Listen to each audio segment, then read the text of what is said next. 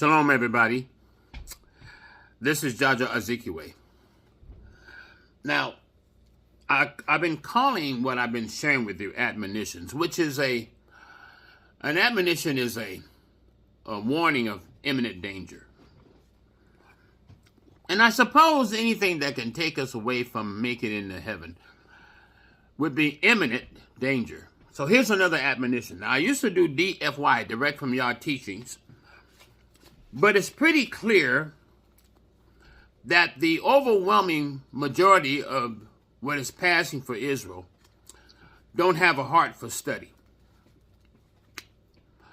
And the Father finally relieved me of that, and I'm so glad, because it's a lot of work preparing to teach, because I don't take stuff out of context when I'm teaching.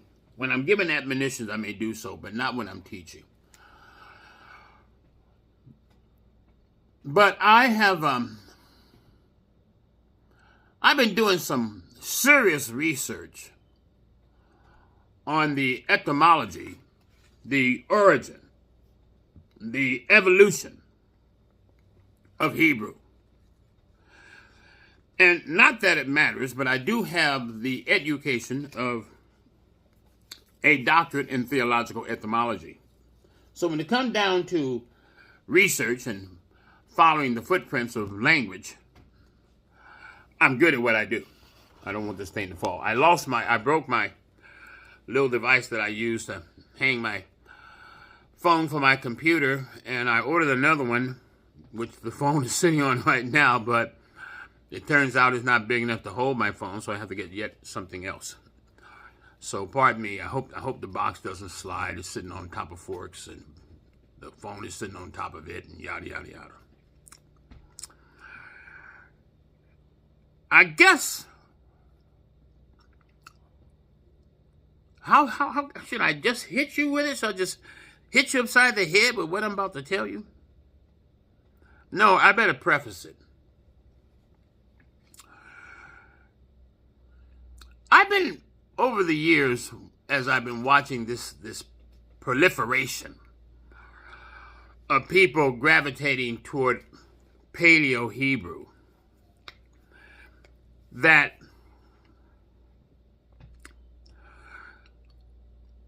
I started making the connections. Now, I did an admonition recently called, "For the last time, you are not Hebrew by human seed blood proliferation." That is not what makes us Israelites, Yahudim, Hebrew Israelites. It doesn't come from a human seed. The word says it is not by blood or seed or will of man, but by the favor or choice from the Father. You're either chosen or you're not. Now, the process of being chosen starts with being called. Yeah, that's when those bones start coming to life. And light starts showing, and you suddenly realize that what you've been exposed to, there's something wrong with it. Something's missing. Most of us, having come out of a Christian background, we were probably seeing it while we were sitting up in church, thinking to ourselves, this don't look nothing like the Bible.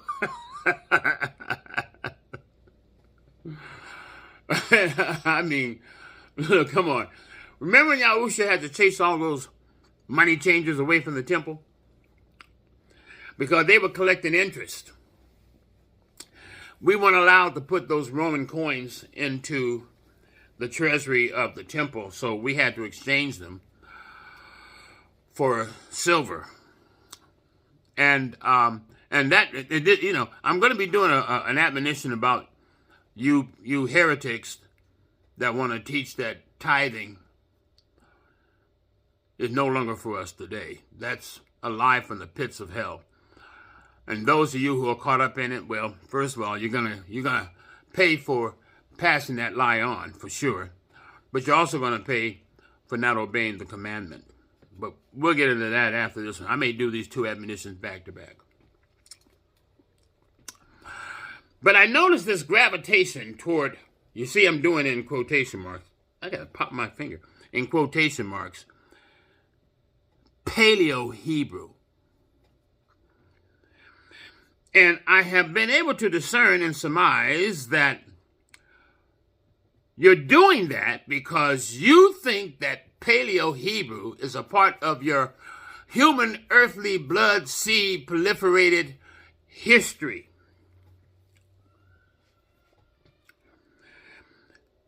So we'll start with no,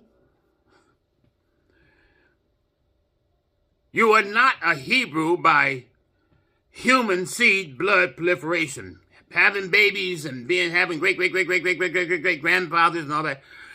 That is not how it works. Even Yahusha did not come from the human blood seed genealogy of Abraham.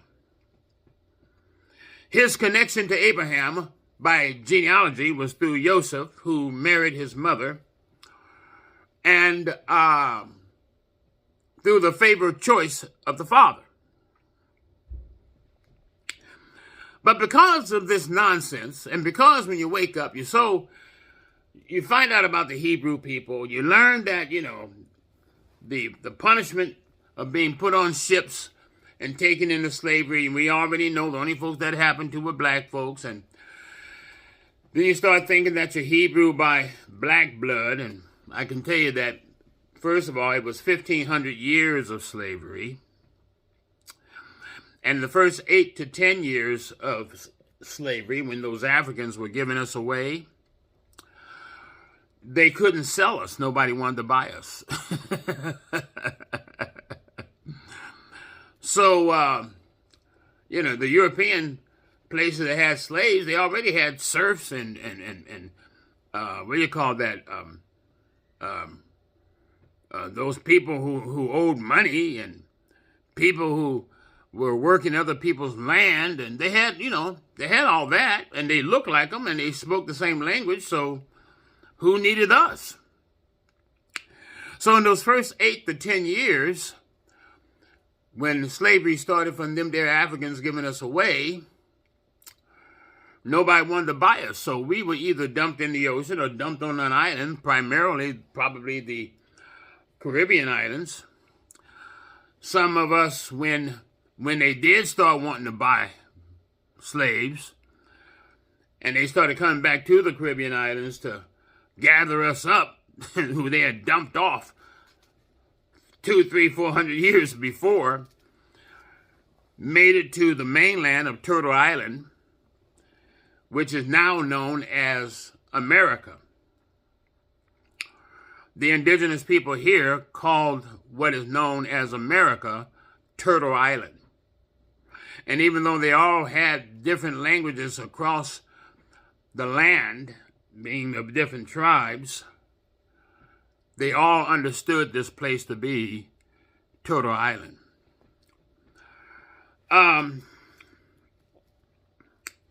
So that nonsense, you all thinking that these slaves that were here in the United States are the chosen people. No, those slaves made it here by that time, because by that time, 1,300 years of slavery had been going on. And by that time, they had pretty much run out of us to give away. I'm looking at a little thing that my little niece drew. You see, isn't that cute? She drew that, and she put it in an envelope that she made herself. And I put everything they give me, my nieces, on my refrigerator. And she saw this in the envelope, which is also up there. And they just left out of here, and she left this for me. I love those little things, those little babies. Those are my little babies. I guess I'll post some pictures of them on my wall to let you see what kind of family I have. At any rate, by the time they got to the United States, there was nothing but Africans. There were no Israelites or Hebrews of any sort. I mean, maybe a very small number of them. The overwhelming majority of them were Africans. So if you're trying to connect the Africans of the 200 years of slavery here in the United States to the seed of Abraham, you're way off. You are way, way, way, way, way, way off. But, you know, you wake up, you get excited, you get on social media, you see all these crackpots giving themselves these names and wearing these crazy costumes and sporting the Star of David and having lions around their neck and all type of heresy. None of it Torah. And if it's not Torah, every last bit of it would have to be heresy. And heresy is at enmity, mutual hatred with the Father. Those of you who have gotten caught up in that stuff without slowing your behinds down to search the scriptures to see if what you see on social media is true, every last one of you are going to miss heaven. But then again, for most of the world and Israel, heaven is just some type of a concept. It's some type of an imaginative expression, a magical place, you know. It's wonderland. It's not real to you in your soul. You don't know the secrets of the heavens. You cannot even identify with the fact that there won't even be male or female. We'll just be pure spirit. None of that hits you. It's still, I don't know, religious to you. So when I tell you, when Yah tells you through me, slow down so that you don't miss heaven with the heresy you're being exposed to, you can't identify with that. That's too far beyond your spiritual understanding and appreciation. But some of you get it. Some of you, this makes sense to. If you're one of those, we have a fellowship of the elect. We guard the commandments, the Torah, the laws. We guard the teaching and the instruction. We don't just believe it. We don't just follow it. We don't just obey it. We guard it. We had this devil. I'm going to get around to what I'm talking about. Just be cool. We had this devil. I put him on my wall on Facebook. Kenneth Hill. This half-baked crystal brew, who has only been in truth 5 years. Well, 5 years? Well, that's a long time. Would you let a 5-year-old child walk up to you and tell you how to drive a car? Huh? A 5-year-old child come into your kitchen and start telling you how to cook? Do you know any 5-year-olds that can teach you algebra? That can help you get a college degree? I sure don't know any. 5-year-old children don't even know enough not to get themselves hurt some kind of way. They're children. And while the Father can really expedite a person's growth, part of our problem is we got this flesh that is always wanting to contradict what the Father through Ruach is trying to show us. So in order to even get to or appreciate what the Father is doing in us, we got to get past this flesh.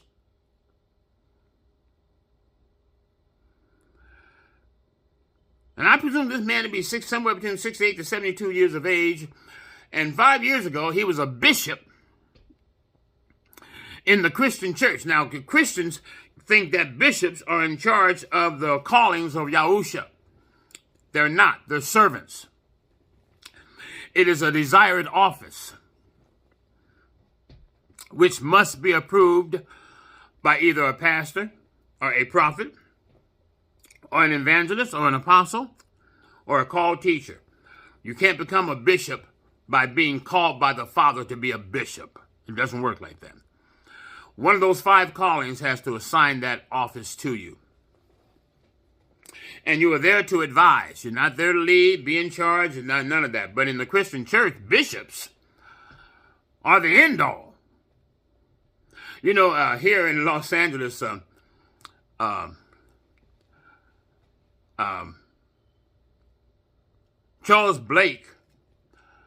Edward Blake, I call him Charles, I said, Charles Edward. I remember one time I was at the nail shop, and this sister, black woman, was in the nail shop, and we were getting our nails did. We're getting her nails done. And she was having the red polish removed from her fingers because she was going to West Angeles Church of God in Christ, a very large church. And May Blake, Charles Edward's wife, they were going to have some type of an affair, and May asked this woman to sit with her in her entourage. Oh, Sister Blake has asked me to be in her entourage. Ooh, praise Jesus. So she was having her red fingernail polish removed. And I said, oh, yeah, I know May. She said, you call the First Lady May? I said, yeah, I've been knowing them 30-something years. I said, they're just people. You know, I remember when Charles Edward and May, met in San Diego. You call the bishop by his name? I said, yeah, they're just people. And she said, do you have a business card? I said, as a matter of fact, I do. She asked for 2 of them, one for her and one for Sister Blake. And on my card is my picture because I work as a professional actor. So I guess this affair happened on a Sunday because that Monday, this woman called me up and she said, oh, Brother Jaja, I gave the card to the First Lady, and she saw your face, and she just went crazy. Oh, my God, Brother Ezekiel. And then she turned to her husband, Charles. She went, Charles, look, it's his brother Ezekiel. And Charles said, Jaja Ezekiel, boy, we haven't seen him in years. Then she said, they really know you.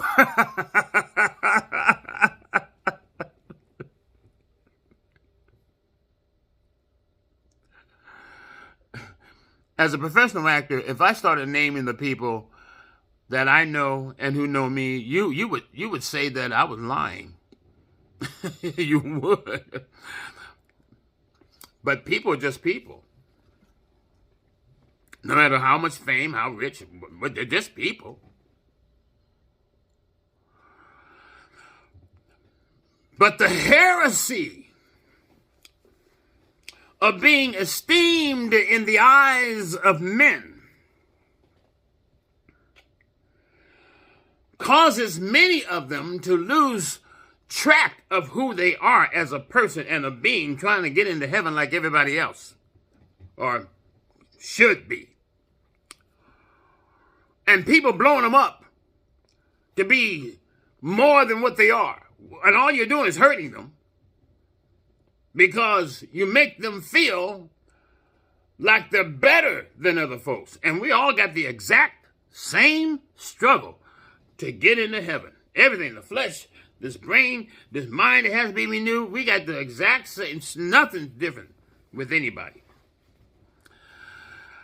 So this man of 5 years in truth, but having been here, and he did a couple of teachings in our fellowship. He's a gifted minister, but he still doesn't have full eyes for the truth of the Messiah. He's still growing. Couldn't get that boy to slow down to save my life. That man started coming up with so much heresy, and when he finally called Ruach evil, we had to get rid of him. I had to shut him down. But he too being just a child in Yah, gravitated to the Paleo-Hebrew because he felt he was Hebrew by human earthly blood and considered the slavery in the United States to be where he lost his Hebrew name. He started trying to justify being drawn to the Hebrew. And since he's been in pulpits for who knows how long in Christianity, it's no telling how many lies this man has preached over the pulpit. I was a gifted Christian minister. I woke up 40 years ago. I've been in truth longer than I was of the world. And I decided to get myself a post-grad seminary training. I just happened, the degree automatically came, but I was there to learn stuff as an Israelite teacher. What I found in that so-called theological seminary,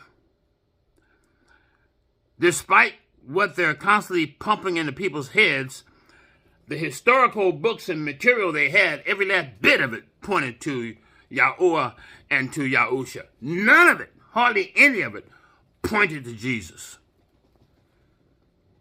When you start doing the etymological footprint of the language and the history of the chosen people, it does not point to God or the Lord or Christ or Jesus. It doesn't point to it at all. And despite all this information, they'll still come out of there believing in Jesus. That's called cognitive resonance. When you've been brainwashed so long that that no manner or no matter a way of telling you the truth will get you to let that lie go. You just won't let it go. And since you're used to hearing lies and hearing them so much and for so long, layers of lies. Like one little, you call those cake, those little layers of crust or whatever dough, layers of lies. That those lies sound like the truth to you. You've been trained to hear the lies. And even if they don't make sense, you find a way to rationalize them. Despite the fact that the word in prophecy says that the Messiah was an ugly man, so ugly that people would kind of flinch away from him. That's in the word. He wasn't that pretty guy y'all done imagined and done painted pictures of and did carvings of, with long blonde hair and blue eyes. And, the word says,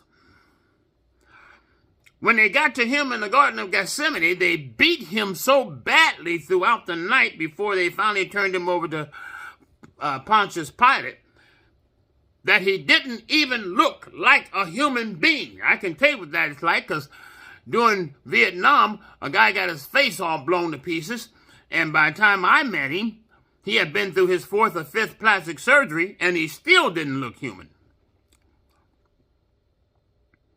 So I can tell you that that is absolutely possible.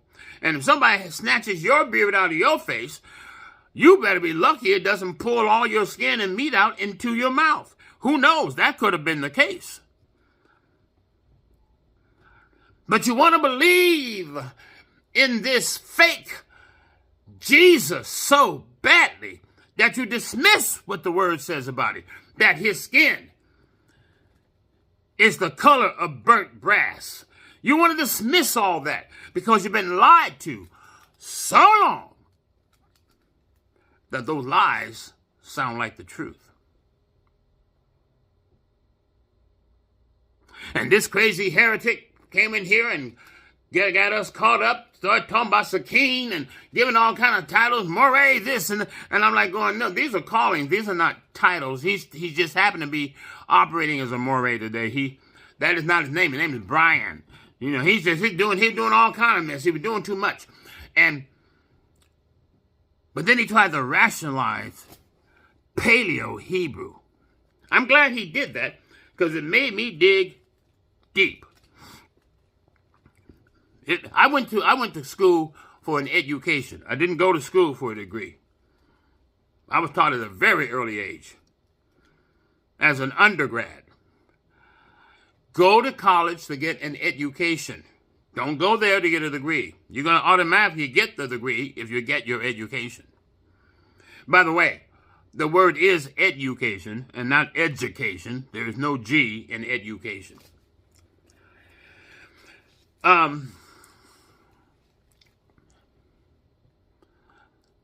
But he was a smart heretic. That's where you guys learn these lies from. Smart heretics.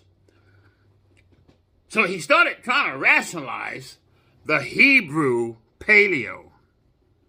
The Paleo-Hebrew.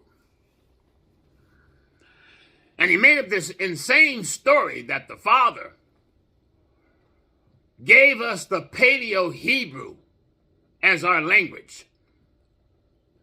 Gave us Hebrew names that have been taken away from us by the white man, which is not true. The Father may have used them white folks to put us in slavery, but that ain't why we lost anything.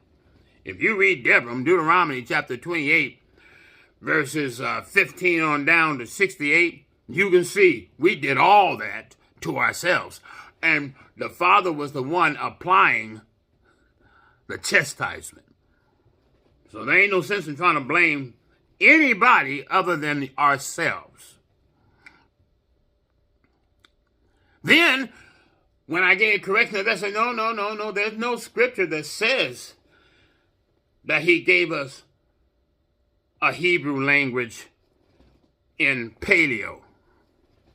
He didn't like that correction. Then he went further. And the Father used Paleo to speak, the Paleo-Hebrew to speak forth the creation of the cosmos and the universe and the earth. And I'm like, no.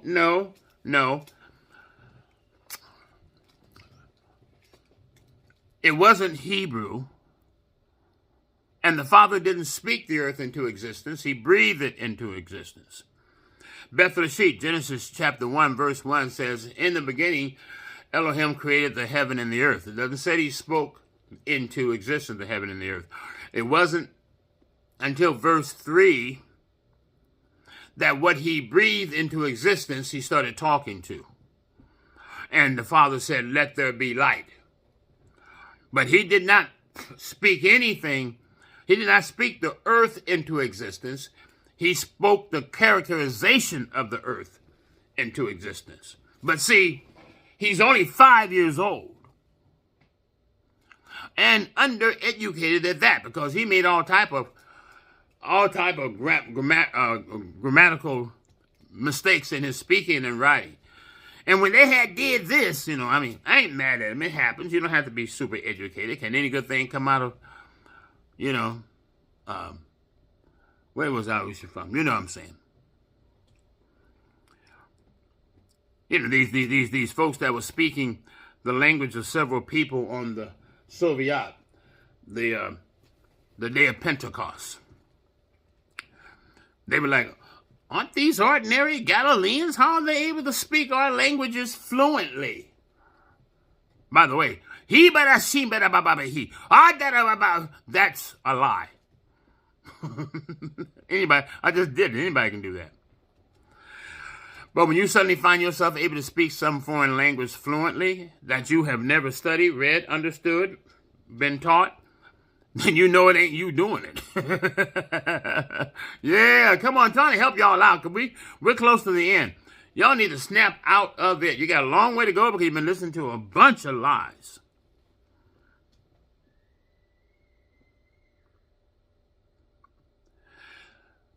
Open your Bibles to Genesis 12. And if you got the word of the scriptures, to Beth Rashid chapter 12. Watch this.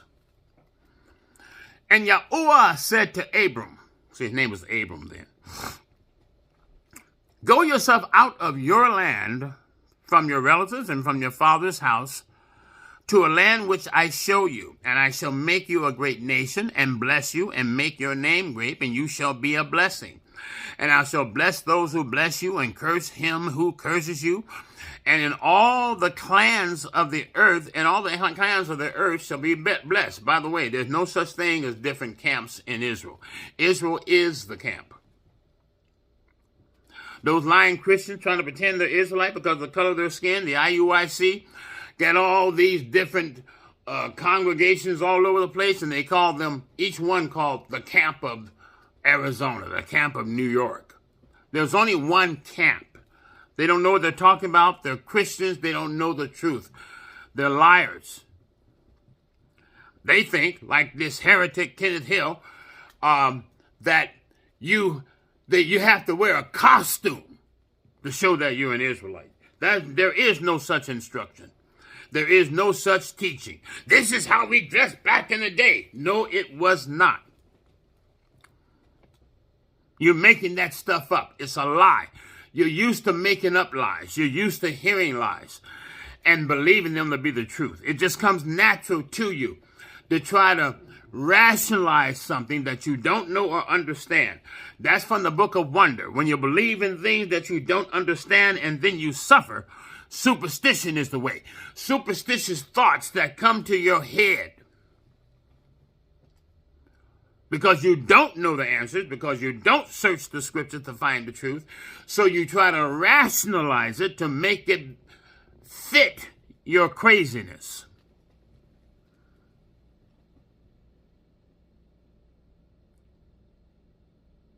So he went to the thing how the Father gave us Paleo-Hebrew and how he used Paleo-Hebrew to speak the word into the world into existence. According to the translations of the language that Moshe spoke, Moshe, Abram, that translation reads, Elohim inhaled, and he exhaled, and there it was. That's the translation of, in the beginning, Elohim created the heaven and the earth. He inhaled, he exhaled, and there it was. Watch this. Verse 4, so Abram left as Yahuwah had commanded him, and Lot went with him. And Abraham was 75 years old when he set out from Haran. Now, both Ur and Haran are 25 miles apart.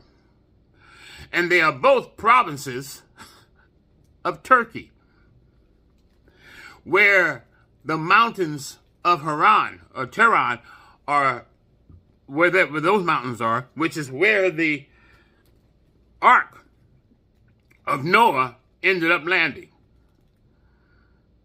Which brings us to another thing. The Father did not flood the entire planet. He only flooded Eden. And Edom was just to the west of what is now known as Turkey. Not by many miles either. So he's leaving the land he grew up in. He goes 25 miles down to from Ur to Haran. Verse 5, and Abram took Sarai his wife, and Lot his brother's son, and all the possessions that they had gathered, and the beings whom they had acquired in Haran. And they set out for the land of Canaan.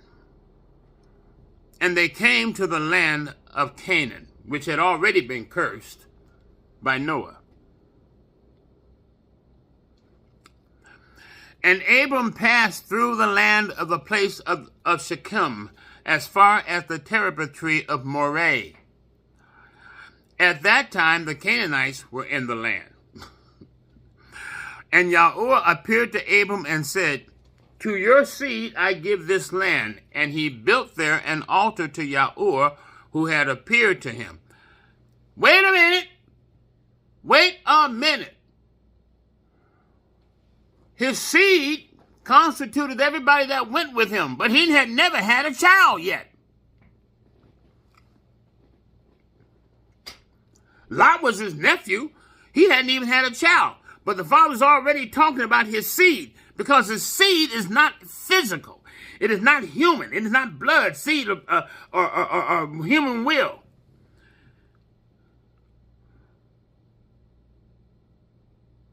But he's already talking about his seed, even though the man never had a child. Oh, I'm trying to help you. I am. Because if you don't get rid of this heresy, you are not going to make it into heaven, whether you can understand it or conceive it or not. You are going to go to the lake of fire. And if you die before you find this truth, you will live in torture while in the grave, waiting for Messiah to come back and judge you.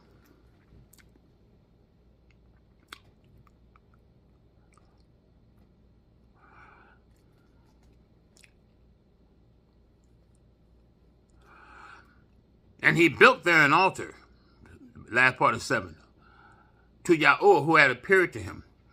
And from there he moved to the mountain of the east of Bethel. And he pitched his tent. And Bethel, on the west of Ai, I know you got to call it Ai, but it's Ai. That's how you pronounce that place. On the east. And he built there an altar to Yahweh and called on the name of Yahweh. And Abraham set out, continuing toward the south, and a scarcity of food came to be in the land. And Abram went down to Mitzrayim to dwell there, for the scarcity of food was severe in the land. Now, I'm not going to read the rest of this about what happened to him, how he got Sarai to tell Pharaoh that, this is my brother, so that he was afraid they were going to kill him to take Sarai from him, because the girl was drop dead beautiful, even though she was, 70? That girl must have been fine for him to be concerned that other men were going to want her. At 70 years of age, she must have been crazy beautiful.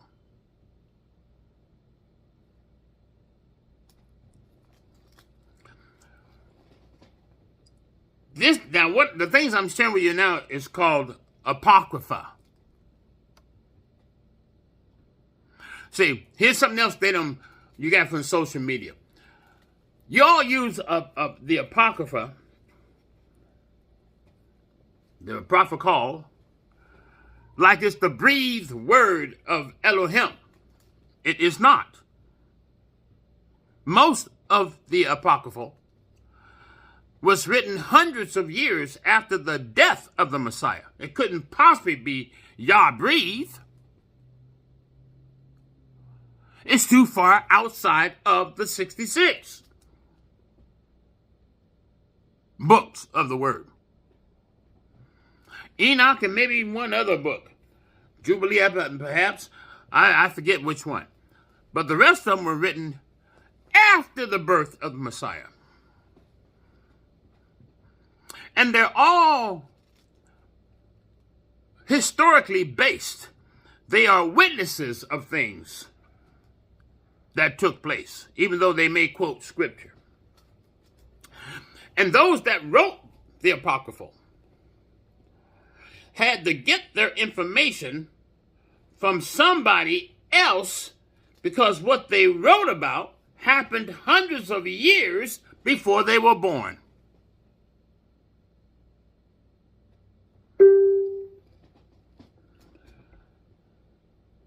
Trying to help you, trying to get you to slow down. There's a whole bunch of stuff you don't know.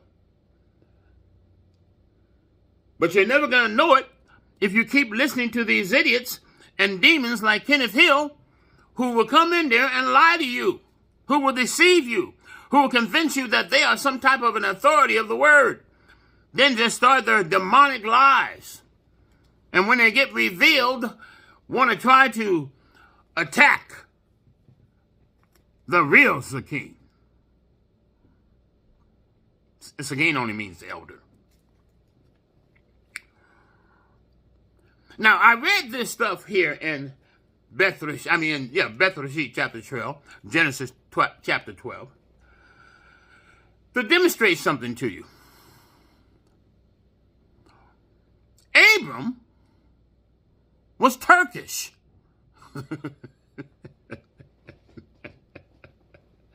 Yeah, he came from Ur and Haran, Turkey. He was Turkish. He didn't speak Hebrew. He didn't speak any kind of Hebrew. And you know why? Because Hebrew did not exist.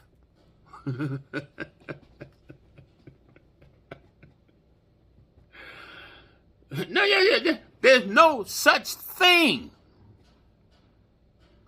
as Paleo-Hebrew. First of all, Paleo means ancient, old, no longer in use. And that terminology came to some educated fool the same way they invented the J sound from a letter that had a Y sound. Out of the blue,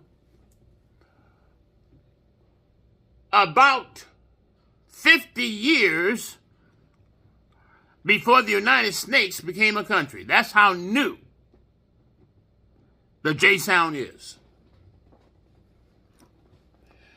And we know that's true because these folks from Europe landed on Plymouth Rock in 1607. The King James Bible was written and distributed in 1611. And in the King James Bible, the name of Jesus wasn't there. Not even Jesus was there. It was Iesos, which had been changed by the Catholic Church from Yahusha to the Latin word Iesos. That's a whole different sharing, a whole different study.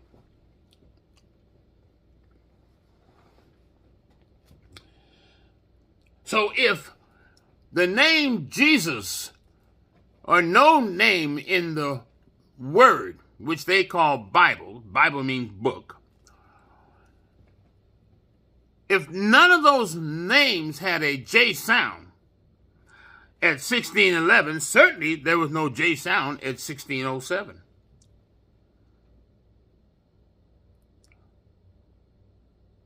And another 50, 60, maybe 70 years goes by before they decide to change the word Iesos into Jesus after the J sound has been invented out of the blue of somebody's mind, but only in English.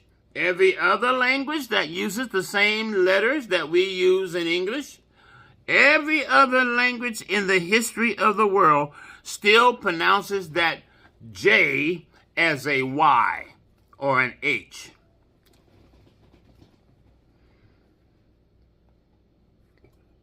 Canada, United States, and the UK, the only places on the planet that use the same letters that make that heavy J sound. There's only three.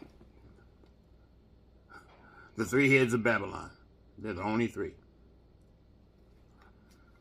Everybody else with the same alphabet has it as a Y sound or an H sound. So when Abram left Ur, being Turkish, he spoke Arabic. He spoke Samaritan. Maybe a mixture of a few other words.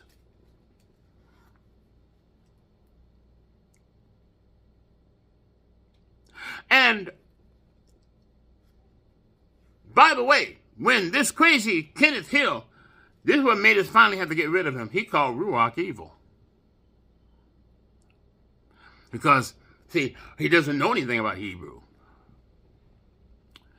The Hebrew language is so perfect, so flawless. We only have one word for spirit, and that's Ruach. We don't have another word for spirit. It's the only word we have. And Ruach means wind. air, breathe, breath. It is Yah breathe. He is. Yah breathe. If you want to talk about an evil spirit, you have to speak Arabic. And in order to talk about an evil spirit, when we finally did get Hebrew, we would use the Arabic name. What's that word he uses? It'll come to me. But it's the Arabic word for spirit. Now, that spirit can be evil, but it is not possible in the conceived, breathed language of the Hebrew people that Ruach could be evil. But this crazy dingbat, Kenneth Hill, didn't know that. He's only 5 years old. When he got corrected, he resorted to his Christian tricks. Me and my fellowship, we're here to find the devil and to cast him out. All that Christian nonsense. All that. Really? That's why your job is to find the devil and cast him out? Because my job is to get to heaven and help others get to heaven.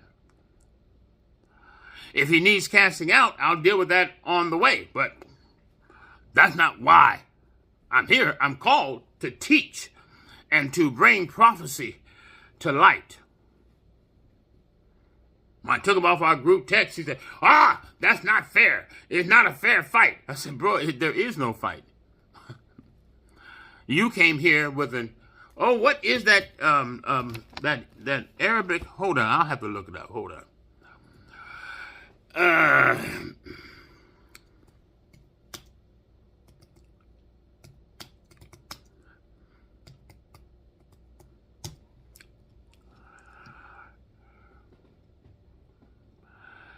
Well,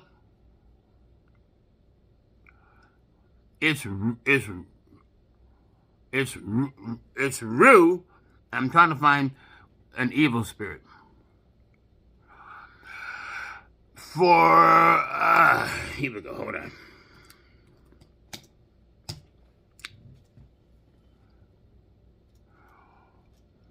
Well, I found yet another name that I didn't know about.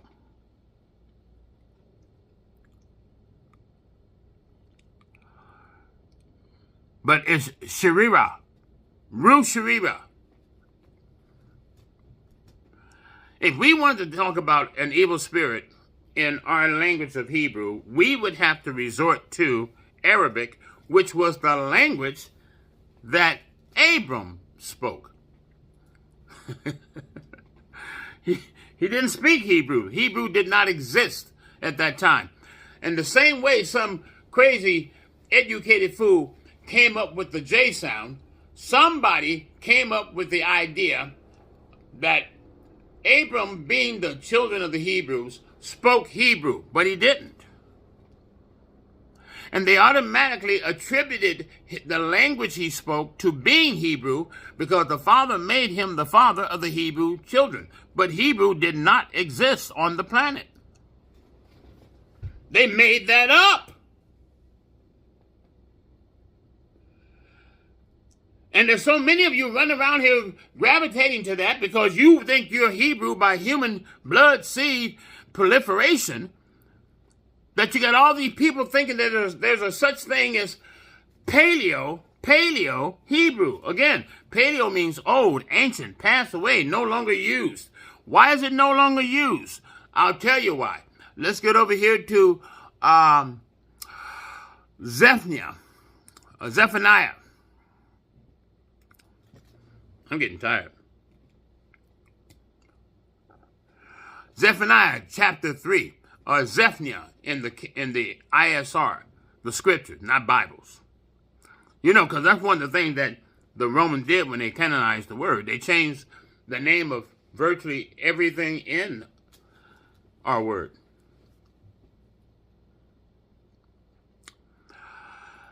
I mean, you know, they made Yohanan, John. They made Yirmiyahu, Jeremiah.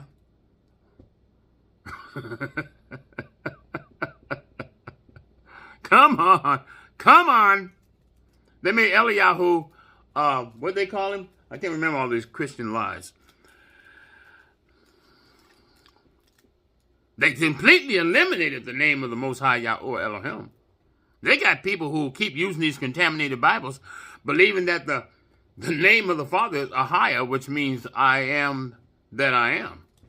Because they keep using these lies, and you know they cannot possibly be called yet. Be chosen yet. They're probably just called. How do I know? Let's say that this bottle of water is some freshly vomited vomit. When you're called, you can't smell that as vomit because you're used to smelling vomit. You've been living in vomit from the day you came out of your mother's womb. So when you drink this vomit, at the very least, it doesn't taste bad. That's what it's like to be called. Here's what it's like to be chosen. You pick up the bottle of vomit, and the first thing you see and notice is that it is vomit. You don't even have to take the top off. You pretty much know what to expect if you do take the top off.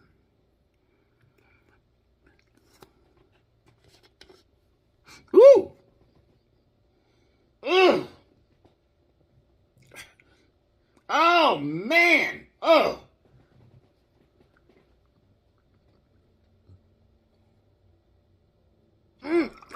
I can't drink this. I cannot drink this. You know why you do that when you're chosen? Because you don't like vomit.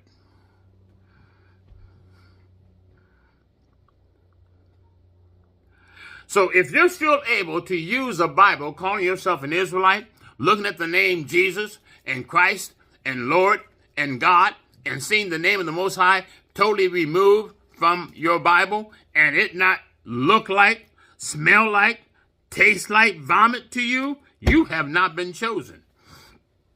You were just called. That Bible should be disgusting to you, yet you're able to use it without so much as flinching an eyebrow.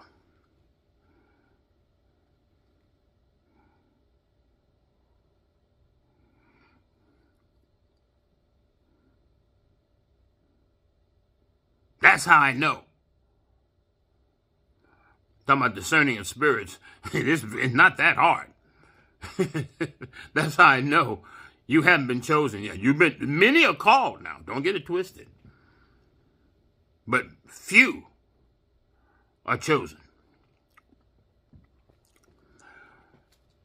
When you're chosen, you could look at the word, see and discern where the traditions of men have been tampering with it. When you're heading toward being the elect, the chosen ones, the ones with the guarantee of going to heaven, it gets easier and easier to see the traditions of men where they tampered with the word of Elohim. In Zephaniah chapter 3, it reads, "Woe to her who is rebellious and defiled, the oppressing city. She did not obey the voice. She did not accept instructions. She did not trust in Yahweh. She did not draw near to her Elohim. Her rulers in her midst are roaring lions. Her judges are evening wolves. They shall leave no bone until morning." Makes me think a lot about Africa. That's how their leaders are. I mean, the leaders in the United States are the same way, but at least we have a higher standard of living. Verse 4, "Her prophets are reckless, treacherous men. Her priests have profaned the set-apart place. They have done violence to the Torah. Yahuwah is righteous in her midst. He does no unrighteousness. Morning by morning, he brings his right ruling to light. It has not been lacking. Yet the unrighteous one knows no shame. I have cut off nations. Their corner towers are in ruins. I have made their streets deserted, with no one passing by. Their cities are deserted, without man, without inhabitant. I have said, only fear me, accept instruction, and her dwelling would not be cut off, all that I have appointed for her. But they rose up early, they corrupted all their deeds. Therefore wait for me, declares Yahuwah, until the day I rise up for plunder. For my judgment is to gather nations, to assemble reigns, to pour out on them my rage, all my burning wrath. For by the fire of my jealousy, all the earth shall be consumed. Now, mind you, this is 200 years before the birth of the Messiah. He says, in the midst of all that I'm going to be doing here, here's what I'm going to do for my people. For then, see that then part? For then I shall turn to the peoples a clean lip. In the King James it says a pure language. So that they call on the name of Yahuwah to serve him with one shoulder.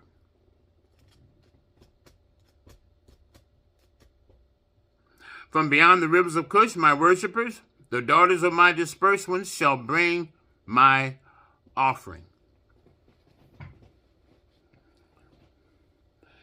That clean lip, that pure language, is known as Messianic Hebrew. It is the first and the one and only Hebrew language on the face of the earth. Before then, they were not speaking any form of Hebrew. Etymologically, no doubt, some of the origins of languages crossed into the Messianic, but the one thing about Messianic Hebrew that you learn, I don't know if you learn as an undergrad, you certainly learn as a postgrad, is that Messianic Hebrew is mathematically flawless. Remember when Yahushua when they were going to stone this woman, and Yahushua squatted down on the ground and started writing something on the ground? Then they said something else to him, and he wrote some more stuff on the ground. It is surmised that what he was writing was a mathematical equation. And that mathematical equation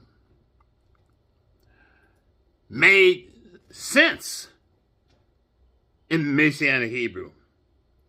Hold on a second.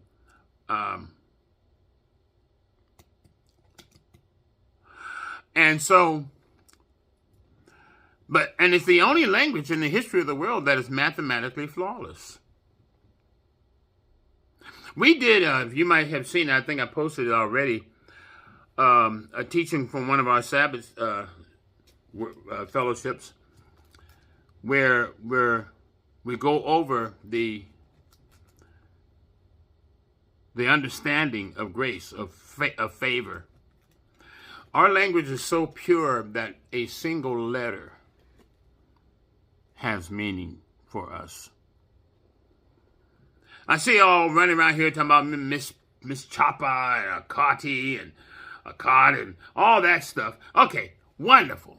You like sounding Hebrewish. But those words are not going to help you understand the word. You need words like kanaf. Yeah, so that you know that those cherubim that you've been seeing on the pictures of the Ark of the Covenant are fake. Because in Hebrew, kanaf does not mean bird wings. So when you see them with bird wings, That's something that they came up with because they didn't understand the scriptures. A kanaf is a piece of material that is attached to the sleeve of your garment, and the other half is attached to the body of the garment, so that when you raise it,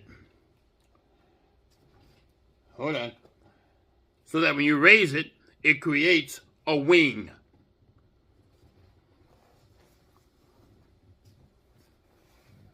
You need words like eretz, which is the Hebrew translation of earth. Except in Hebrew it has 4 meanings. The planet, a place on the planet, people in a place on the planet, or what the planet is made of, as in I plowed the earth. You need to learn those kinds of words. Yeah. You need to learn about bara, which is translated into the English language as create. Because you don't know those Hebrew words, some people think that man was created on the 6th day. That is not true. Man had been here for over 250-something thousand years. But they were acting like animals. So he said we have to bara them in our image after our likeness. Change their circumstances. But you don't know that kind of stuff. And it's so far down the line of studying knowledge. If you're chasing after Paleo-Hebrew, giving yourselves Hebrew names, so-called Hebrew names, because it's not Hebrew, it's transliterated Hebrew sounding. It's not Hebrew. You can't read Hebrew. You can't write it. You don't know the letters in the alphabet of the Hebrew. You don't know how many letters are in the Hebrew, the base number of letters. You don't know how many additional letters there may be in the basic Hebrew language. You can't speak it. You can't read it. You don't understand it at all. How is it that you're able to give yourself a Hebrew name? You made that stuff up. Because you come from a layer of lies. You're used to hearing lies. You're used to believing lies. You're used to making stuff up. So for those of you that are running toward that paleo, there's no such thing. The same way they invented the J sound is the same way they invented Paleo Hebrew. It doesn't exist. Jesus doesn't exist. They just made it up. I know that's quite a bit for you to swallow. But the word is like a bottle of clean, fresh spring water.